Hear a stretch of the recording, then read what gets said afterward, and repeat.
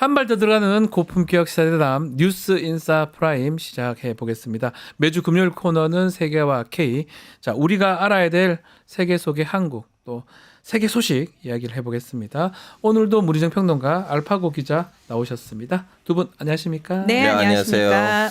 자, 오늘은 좀 논란이 되고 있는 미국의 외교 전문 매체죠. 포린 폴리시 기사부터 좀 다뤄보겠습니다. 요거는 사실은 그 기사가 아니라 한국계 변호사 기고문이라고 이제 봐야 될 것 같은데 일단은 이 기사 평론가님께서 한번 짚어주시면 좋을 것 같습니다. 자, 한국계 미국 변호사 네. 미셸 김이 기고한 기고문입니다. 기고문입니다. 네. 한국의 보수 세력들이 트럼프의 도움을 받기 위해 필사적이다라는 제목으로 사실 그 윤석열 씨 지지자들이 그리고 극우 지금 집회에 모이는 사람들이 트럼프 대통령이 우리 대통령을 구해줄 것이다. 네. 그러면서 트럼프가 사용했던 Stop the Steal이라는 문구를 가지고 나오기도 하고 마가 모자를 쓰고 나오기도 하고 뭐 이런 네. 것들 있잖아요. 그래서 이런 부분들을 다 짚습니다. 그러면서 윤석열 대통령이 말도 안 되는 계엄을 하면서 처음에는 뭐 야당 경고형이었다라고 얘기를 하다가 그게 잘 먹히지 않으니까 뒤늦게 이거는 중국 세력이 부정선거에 관여를 했다라는 식으로 미중 관계를 마치 차용을 해가지고 와가지고 민주당의 이재명 대표가 이렇게 친중이다라는 네. 식으로. 그러니까 지금 그 윤석열 쪽의 지지자들이 저 극우 쪽 지지자들이 이야기하는 논리들을 다 이야기를 합니다. 그렇죠. 그러면서 예. 실질적으로 그러나 트럼프 대통령은 사실 한국 문제에 그렇게 크게 관심이 없다라고 이야기를 하면서 오히려 어떤 이념 가치 이런 부분보다는 그러니까 극우라는 이념에 몰입돼 있기보다는 이재명이 가지고 있는 실리적 실용주의적 어떤 성향에 훨씬 더 가깝기 때문에 윤석열보다는 이재명 대표와 훨씬 더 합이 잘 맞을 것이다라는 식의 이야기를 해요. 근데 이거 가지고 지금 논란이 되고 있다라고 앞서서 이제 네, 말씀을 예. 하셨는데 보수 매체, 극우 매체에서는 그런 식으로 이야기를 하죠. 아니 이거 한국에 있는 변호사가 쓴 얘기를 가지고 이게 마치 포린 폴리시의 의견인 양 이야기를 하는 게 말이 되느냐라고 얘기를 하는데 그러면 제가 묻고 싶습니다. 예?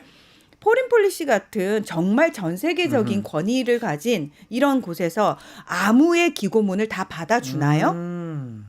이쪽에서 그러네요. 적어도 예. 기고문을 받아줬다라는 거는 어느 정도 급이 된다라는 얘기고 사실은 포린 폴리시 입장에서도 이 이야기가 충분히 가치가 있기 때문에 실어줬다라는 거거든요. 네. 그러면은 그쪽에서 예전에 영김이라는 미국의 공화당 의원의 이야기를 가져와 가지고 윤 대통령을 굉장히 옹호하는 이야기를 하지 않았습니까? 그때 그분이 기고했던 거는 더 힐이라는 의회 전문 매체거든요. 거기는 의원들 이야기를 받아주는 곳이잖아요. 그분이 네. 실질적으로 지금 의원이기도 하고 그러면은 그것도 그럼 말이 안 된다고 얘기를 해야 되는 거 아닌가요? 그래서 저는 이게 왜 논란이 되는지를 모르겠습니다. 이게 미국 정부의 의견이다, 미국 주류의 의견이다가 아니고 이런 의견이 있을 수 있다라는 걸 포린 폴리시에서 얘기를 하잖아요. 네. 근데 저는 사실은 포린 폴리시가 바보가 아닌 이상 전 세계에 국제관계에 관심 있는 또는 전 세계 정부 관계자들이 다 보고 있는 이런 자신들의 매체에 이 사람의 이 의견을 내보내준다는 것 자체가 뭘 의미하는지 생각을 좀 했으면 좋겠다. 그만큼 우리 한국 매체는 이 기사가 좀 아팠다는 거네요. 싫은 어쩌면 거죠. 예. 너무 싫어서 그렇게 또 분석하고 그렇게 또 얘기하는 걸 수도 있겠네요. 그럼 지금 네. 솔직히 말하자면 좀 큰 틀에서 네. 그리고 솔직한 마음으로 얘기를 하자면 미국에 있는 언론사들에다가 웬만한큼 로비를 통해서 좀 약간 개입해가지고 글을 실는 거는 큰 문제가 아니에요. 네. 여기는 이제 포레인 폴리시는 우리는 제어할 수가 없지만 근데 포레인 폴리시의 특징이 뭐냐면 항상 그 이제 미국 중심으로 나온 잡지잖아요. 네. 그렇죠. 그래서 1차적인 대상이 미국 정치인들, 미국에 있는 대통령, 미국에 있는 외교부 그렇죠. 관계자들인데 이제 그분들은 이틀 밖에 나오는 글을 아무리 돈을 뿌려도 안 받아줘요. 그 틀이 뭐냐면 우리의 외교적 시각을 넓히는 거. 그래서 뭐 포레인 폴리시의 생각보다는 포레인 폴리시는 이제 미국에 있는 관계자들한테 야, 이런 의견도 있어요. 이것 한번 생각해봐요. 뭐 이 사람도 좀 약간 실리주의니까 트럼프하고 합이 잘 맞지 않을까라는 정도로 이제 그 생각 아니면 견해를 이제 제공하는 건데. 근데 이제 문제는 이제 트럼프 대통령이잖아요. 네. 트럼프 대통령이 지금 시작한 출범한 지 얼마 안 됐는데 그동안 했던 행보들을 보니까 돈이 안 된 장사를 안 해요. 절대 안 해요.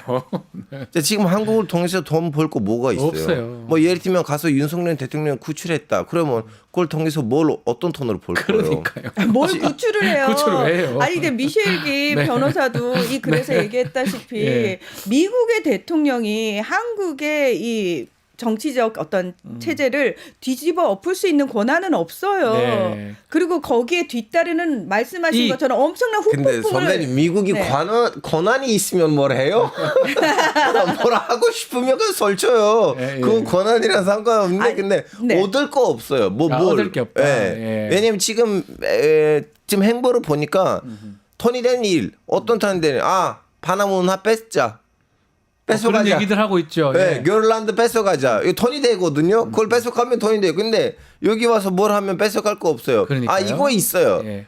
노벨 평화상에 대한 집착이 있으니까 고개 정도. 나는 지금 김정은 이제 북한 지도자란 뭘 하면 여길로 노벨 평화상 딸 수가 있다. 이거 말고는 한 번 더 해서 없을 것이다. 오히려 방위 분담비를 좀 높일 거 말고는 없어요. 그래서 사실은 트럼프 대통령이 한국에 대해서 언급하지 않고 있어요. 언급할 그것도 없는 게 대통령도 지금 없는 상황이고 최상목이 뭐 영원히 갈 사람도 아닌데 그럴 가능성이 없지 않겠습니까? 근데 이제 지난 5일 밤이죠. 신원식 국가안보실장하고 마이클 월츠 국가안보 보좌관 통화를 했다고 하는데 이 통화는 어떤 의미입니까? 통상적인 통화입니까? 네. 지금 그냥 큰 국가안보 의미는 없는 겁니까? 당연하죠. 무슨 의미가 있겠습니까? 축하한다 이렇게. 이미 죽은 정부고 지금 네. 아마 마이크 왈츠 국가안보 보좌관 같은 경우에는 전 세계의 네. 안보 담당자들하고 계속 전화통신. 하잖아요. 네. 내가 새로 맡아서 잘 부탁해 우리 잘해보자 네. 라는 얘기를 계속 할 거고 지금 어쨌든 이 보좌관하고 통화를 하기 위해서 왈츠와 통화를 하기 위해서 전 세계가 줄을 서 있는 상황이고 그중에 우리도 줄 서 있어서 통화를 그냥 했다. 아마 제가 봤을 때는 왈츠 보좌관한테 자 한국의 안보를 담당하는 사람이 누구죠? 라고 질문했을 때 모르겠죠. 네. 미스탁 하면서 말 것 같은데. 내가 통화를 했던가 한 것 같은데 한국하고는 예. 안 한 것 같은데 이런 얘기를. 자 최상목 대행하고도 통화를 한다고 합니다. 통화를 이달 중으로. 그거 추진한- 외교부에서 조율 중이라고만 나오잖아요. 이거 어떻게 봐야 됩니까? 통화를 글쎄 그만큼 우리가 지금 급이 안 된다고 이게 봐야 되나요? 당연하죠. 기다리고 있는 거잖아요. 우리 입장에서는 예. 지금 전 세계의 모든 정상들이 다 일단 통화를 하기 위해서 기다리고 있는데 네. 우리 순서가 그만큼 뒤로 밀렸다라는 건 무슨 의미죠? 한국은 경제 10대 대국이에요. 그리고 미국에 있어서 굉장히 중요한 나라잖아요. 그럼에도 불구하고 지금 통화 안 이루어졌잖아요. 이건 네. 뭐다? 트럼프한테는 한국 정부가 별 의미가 없는 거예요. 지금 최상목. 당연하죠. 지금이요. 예. 지금 그래서 통화 이달 말이면 한참 뒤에 할 수도 있겠네요. 뭐 일본이나 이런 데 다 했을 거 아니에요 벌써. 일본은 이시바 총리가 만나죠. 뭐 그날 다 바로 예, 봤죠. 정상회담을 하죠. 주인공은 마지막으로. 뭘 주인공입니까 이게? 우리나라의 이제 미래 수장이 우리 미래의 지도자는 이제 마지막으로 만나면서 하이라이트를 받게 될 것입니다. 항상 긍정적으로 생각하세요. 아유, 우리 알파고 기자님 참 긍정적이신. 좋아하겠어요, 정부에서. 정부 좋아하겠어요. 네, 알겠습니다. 언제 되게 될지 뭐 통화하면 또 어떤 내용이 구체적인 내용이 있을까요? 있을까요? 어떻게 보세요? 뭐 얘기할 게 있을까요? 지금 단장 뭐가 없죠. 왜냐하면 다시 한번 말씀드리자면 지금 한국으로부터 그 트럼프 정부한테 한국은 ATM 마신이잖아요. 본인들 얘기했잖아요. 그걸. 그러니까요. 돈을 뽑을 수 있는 거 어디가 있을까? 그래서 우리의 다음 지도자도 돈을 덜 유출시키려고 노력하시겠죠. 저는 오히려 최상목 대행이 가만히 있었으면 좋겠어요. 뭐 권한도 없을 뿐더러 다음 정부가 짐을 받을 수 있습니다. 아유, 그럼요. 예. 그러니까 다음 정부가 어떻게 들어서 거기서 해결할 부분이고 권한도 트럼프하고 없는 사람이. 상대해서 네. 뭔 아무것도 안 돼. 권한도 없을 뿐더러 능력도 없을 것 같거든요. 특별하게 뭔가를 또 약속해주거나 큰일 하면 또 납니다. 곤란할 수 진짜 큰일 있고. 납니다. 이시바 총리가 이제 우리 시각으로 내일 새벽에 트럼프하고 정상회담을 본다고 하거든요. 하죠. 예. 근데 그 이후에 공동 기자회견 안 한대잖아요. 이시바 총리 혼자 한대잖아요. 이게 네. 뭐냐면 또 그 자리에서 트럼프가 네. 돌발적으로 혼자 혹시나, 예, 혹시나. 뭔가를 얘기할까봐 그거를 차단한다라는 거잖아요. 네. 뭐 최상목 대행하고 통화가 이루어지더라도 아마도 언론에서는 대서특필할 겁니다. 네. 우리나라 언론에서는. 그러나 미국 언론에서는 얘기가 나오지 않을 겁니다. 그러려니 하지 네. 않을까 생각이 듭니다. 자, 이제 미국 얘기 좀 더 해보죠. 이 알파가 조금 얘기를 했는데 파나마, 그린란드, 트럼프는 저는 가자 지구까지 얘기할 줄은 몰랐거든요. 이건 여러 가지 이유가 있어요. 이거 의도가 가짜 뭡니까? 지구를 처음으로 입에서 꺼낸 거 아니고 네. 자기 일기임 때도 아브라함 협정들을 예. 맺을 때 그 얘기를 했었는데 그런 석상까지 있었다는 거 몰랐어요. 야, 이 가자 지구 문제가 왜 있어? 돈이 없으니까 문제 아니야. 우리는 여기에다가 리조트를 깔아주면 리조트요. 멋진 리조트들 그러면 가자 지구 문제도 없어질 거다라는 말을 했었는데 이제 그때 그 말이 지금 현실화가 된 거예요. 예. 처음으로 이 얘기를 한 거 아니었어요. 원래 있던 말인데 조금 더 구체적으로 더 말한 구체적으로. 거예요. 그리고 두 번째 건 뭐냐면 네. 처음에는 미국이 거기를 좀 감당하겠다 그 얘기를 안 했었고 네. 가자 지구 주민들을 우리는 이집트하고 다음에 요르단으로 보내자고 했는데 보통 요르단이 미국한테 찍소리 해본 적이 없는 나라예요. 원래 같으면 네. 왜냐하면 매년 요르단, 이집트, 이스라엘은요 미국으로부터 지원금 받아요. 엄청 어마무시하게. 네, 어마무시한 돈을 받아요. 현찰, 다발 이렇게 받는 나라들이에요. 그래서 그 돈이 가끔씩 좀 지각 좀 약간 연기될 때가 있어요. 돈이 미국도 좀 약간 돈이 좀 약간 가끔씩 모자란다 아니 뭐 봐요. 모자랐어도 그렇게 하고 의도적으로도 늦게 줄 수도 있는 거죠. 그럴 때는 네. 요르단 공무원들이 그 월급 못 받아요. 아. 네, 그런 일들이 있었거든요. 예. 예전에. 근데 그런 요르단마저 아니 트럼프 대통령 뭐 하시는 거예요? 우리 못 받아요. 우리는 가자 지구 주민들 받는 자체는 이스라엘이랑 다시 전쟁을 할 수 있는 이유입니다. 뭐 이런 식으로 너무 강력하게 반발했거든요. 네. 그러다 보니까 이거는 큰 화제가 됐어요. 중동에서.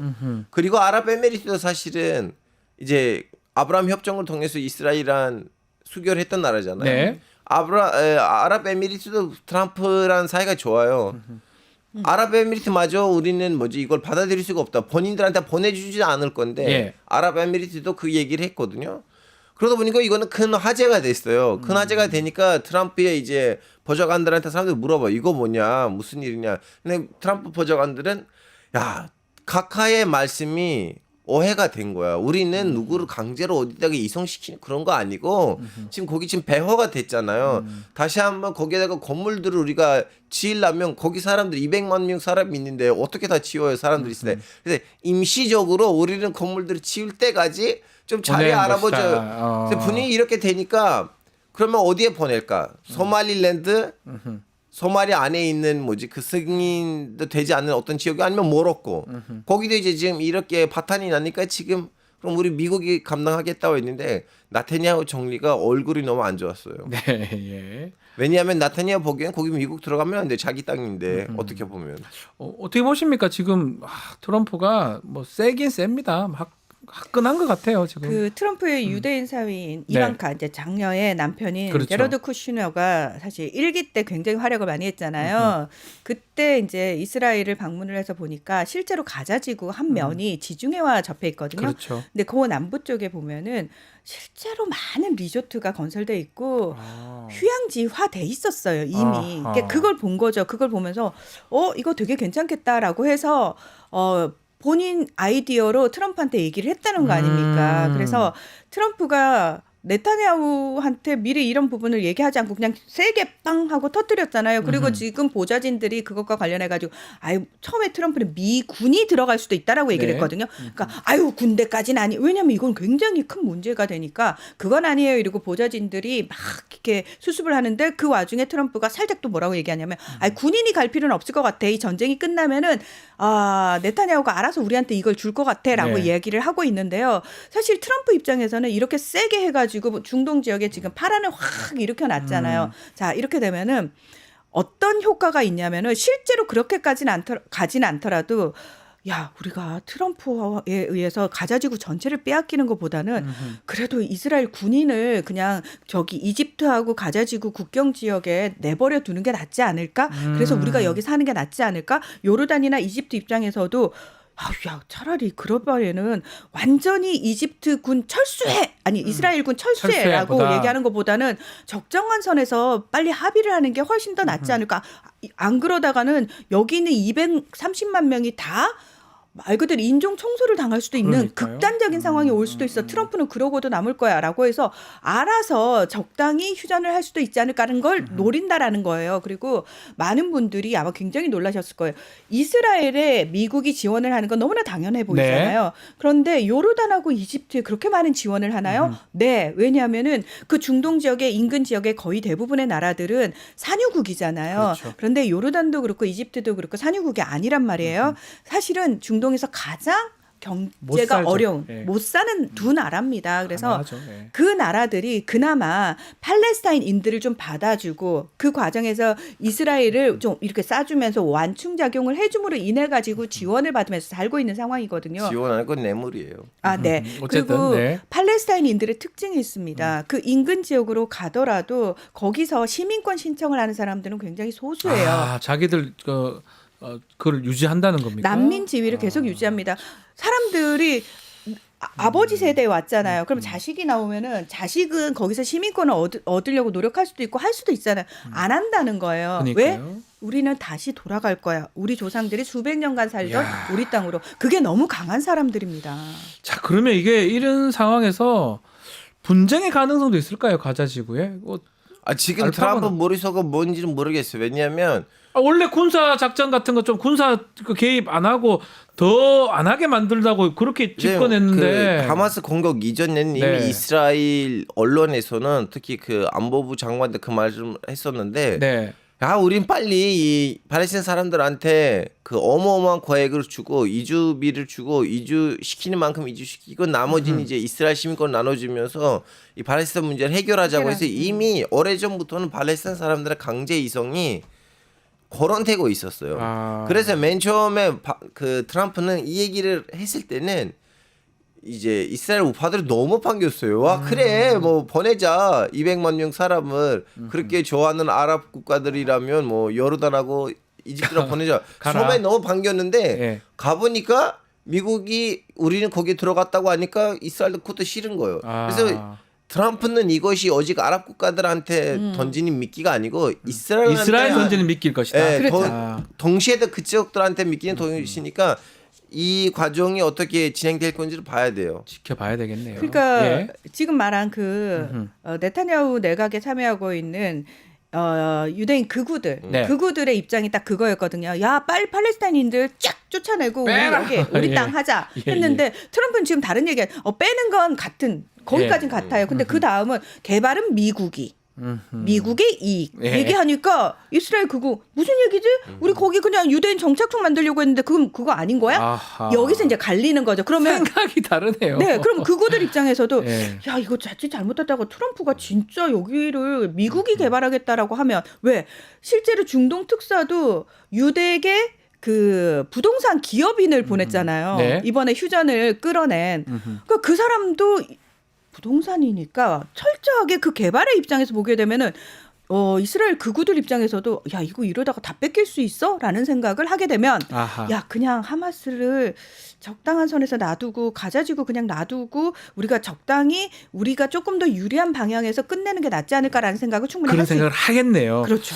알겠습니다. 자, 트럼프가 지금 취임한 지 얼마 안 됐는데 벌써 지금 탄핵안이 제출됐습니다. 뭐 통과는 안 되겠죠. 어떻게 봐야 됩니까? 뭐 이기 그만큼 때도 많이 나왔었는데. 예. 그냥 의미는 또 있다고 봐야 되는 거 아닙니까? 탄핵안을 뭐 그냥 막 제출한 것도 아니고요. 알파고 어떻게 보십니까? 일기 때도 이제 여러 차례 그런 일이 있었기 때문에 네. 이제 이기 때도 시작하자마자 탄핵이 나왔기 때문에 그만큼 이제 사람을 좀 뭐라고 해야 되나 의미를 주고 싶진 않아요. 네. 그냥 민주당이 지금 존재감이 1도 없잖아요. 그래서 하는 거다. 그러니까 어째 뭐라도 해야 민주당도 되니까. 우리도 정치적인 네. 활동을 뭔가를 해야 되잖아요. 그러니까 의회에서 할 수 있는 권한 중에 탄핵이 있으니까. 근데 탄핵 소추안을 발의하더라도 1기 때도 사실 예. 민주당 의원들이 그러면 완벽하게 찬성을 했느냐? 또 그건 그것도 아니죠. 아니거든요. 예, 예. 참. 그래요. 하여튼 지켜보기로 하고요. 트럼프 관련해서 또 우크라이나 전쟁을 좀 보면 hit도류가 지금 또 새 변수가 된 것 같습니다. 젤렌스키가 군사 지원해주면 hit도류 줄 수 있다. 뭐 이런 얘기 했는 것 같은데 이게 실현 가능한 얘기입니까? 아니 이것도 자 보세요. 처음에는 어떻게 했어요? 네. 그 트럼프는 내가 당선되면 빨리 그 동부 땅을 러시아한테 넘겨주고 원래 그랬었지 않나요? 지금은 젤렌스키는 히토리에 있는데 드릴까요 하니까 갑자기 지금- 군침을 흘리는 건가? 네. 예. 아니, 트럼프도 너무 단순해 사실은. 예. 너무 다루기 힘든 사람 아니에요. 그러니까 젤렌스키가 사실 지난해 대선 표결 전인 9월에 트럼프도 만났잖아요. 네. 미국 가서. 그러면서 내가 비밀 병기를 하나 가지고 가, 비밀 계획을 하나 가지고 가 이러면서 그 당시에는 얘기를 안 했는데 이제 지금 이제 나오는 건데 젤렌스키가 되게 조금 약간 영악한 부분이 뭐냐면은 이 히토류가 있는 곳들이 거의 대부분 러시아가 점령한 땅이거나 교전 지역이에요. 그러니까 젤렌스키 입장에서는 거기 히토류 있는데 가져가라고. 가져가실래요? 군대 보내주고 지원해주라고 이 얘기를 하는 거네요. 그럼요. 이거를 사실 아. 그리고 히토류가 있더라도 이걸 개발하는 과정에서 엄청나게 비용도 많이 들 뿐만 아니라 환경 파괴가 어마무시하게 되거든요. 그러니까 중국이 전 세계 히토류의 70%를 담당하는 이유가 딴 게 아니라 중국은 환경 생각 안 하잖아요. 잘 안 그 인근 하죠. 주민들이 네. 어떤 피해를 받든 상관 안 하잖아요. 그러니까 거기서 개발을 하는 거거든요. 네.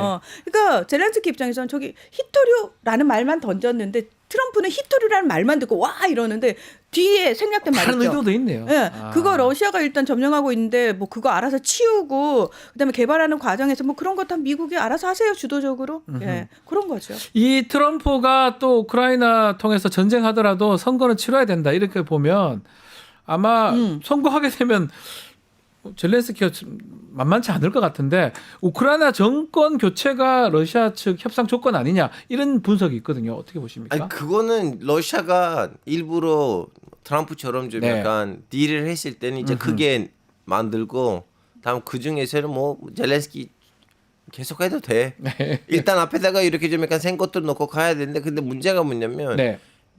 다시 대선이 지르게 되면 현재로서는 젤렌스키 말고는 방법이 후보자- 없다는 예. 거예요.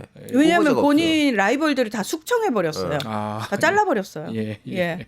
그래서 이 러시아 측은 계속해서 얘기했던 게 뭐냐면은 지난해 3월에 대선이 치러졌어야 했고 5월 말로 젤렌스키 임기가 끝난 상황에서 젤렌스키는 우크라이나 협상의 대표가 될 수 없다라고 계속해서 주장을 해 왔거든요. 네. 근데 그 부분과 관련해 가지고 지금 트럼프 측에서도 사실은 그 당시에 서방 국가들이 미국을 비롯해서 젤렌스키를 향해서 계속 대선은 해야 돼, 치러야 돼라고 얘기를 했는데 젤렌스키는 뭐라고 얘기했냐면 우리가 선거 치르는 동안 이 전쟁에서 갑자기 사람들 빼야 되고 선거에 집중되게 되면은 이 상황이 전쟁 상황이 우리가 굉장히 불리해질 수 있기 때문에 할 수 없는 거고 이거는 러시아가 우리를 무너뜨리기 위해서 수를 쓰는 거다라고 계속 주장을 했었거든요. 네. 그런데 지금 트럼프 측에서도 그런 얘기가 나온다는 거예요.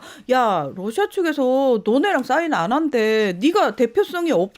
이거 사실 문제 되는 거 아니야? 라는 식으로 압박 수단 중에 하나로 계속 얘기를 하는 거예요. 네. 그러면 젤렌스키 입장에서도 어쨌든 휴전을 끌어내거나 어쨌든 본인한테 조금이라도 유리한 걸 가져오기 위해서는 이런 카드에 맞서서 무언가를 더 내어줄 수 있는 상황이 될 수밖에 없다는 거죠.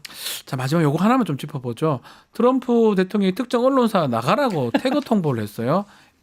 네. 뉴욕타임스, MBC 아마 비판 매체들 몰아낸 것 같아요. 또 그러면서 네. 뉴미디어도 자기 좋아하는 쪽으로 또 브리핑 또 출입 허용하기로 했는데 어떻게 봐야 됩니까? 자, 일단 네. 지난달 28일에 미국 백악관 대변인이 역대 최연소 대변인이 네. 나왔어요. 첫날 무슨 얘기를 했냐면은 우리 트럼프 대통령은 역대 대통령 중에 가장 오픈된 대통령이야.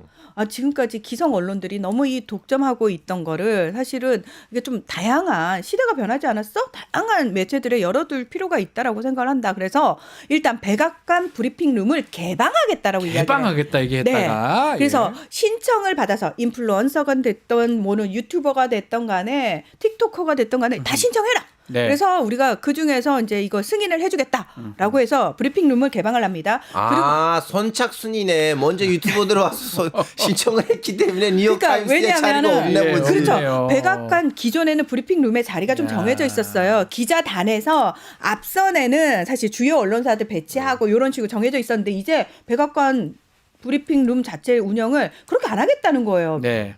그래서 누구라도 오면 진짜 말 그대로 승인을 받아서 그냥 누구라도 들어올 수 있는 거예요. 예. 그 상황이 됐어요. 근데 이제 미국 국방부에서 기자실을 자 원래 들어오는 매체들이 정해져 있었는데 MBC부터 시작해가지고 빼겠다는 거예요. 폴리티코까지 네. 4개를 뺀다는 거예요. 그러면 이 4자리가 비잖아요. 이 자리에 브레이드 바트를 비롯해가지고 친트럼프 성향의 언론사 3개와 허핑턴 포스트까지 넣어준다는 거예요. 네. 이거는 허핑턴 포스트는 사실 트럼프 성향이 아닌데도 불구하고 제가 봤을 때 야 니들 트럼프 성향만 넣어주려고 그러는 거 아니야? 라는 비판에 예 물타기 용으로 하나를 넣어준 거고요. 허핑턴 포스트는 참고로 국방부 출입 기자가 없습니다. 없는데 거기다 넣어주겠다는 거예요.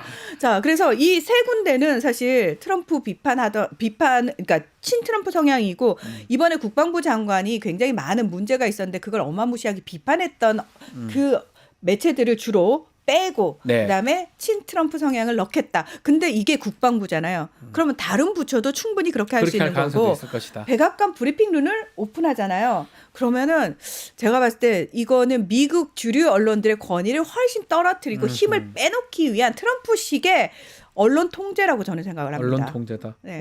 알파고 어떻게 보십니까? 미안하지만 우리 한국에서 트럼프를 가지고 이렇게 비판할 권리가 없다고 봐요. 한국에서는 무슨 정권이 어든 간에 대통령이 기자들이랑 만나서 기자회견을 해요? 그러니까요. 알겠습니다.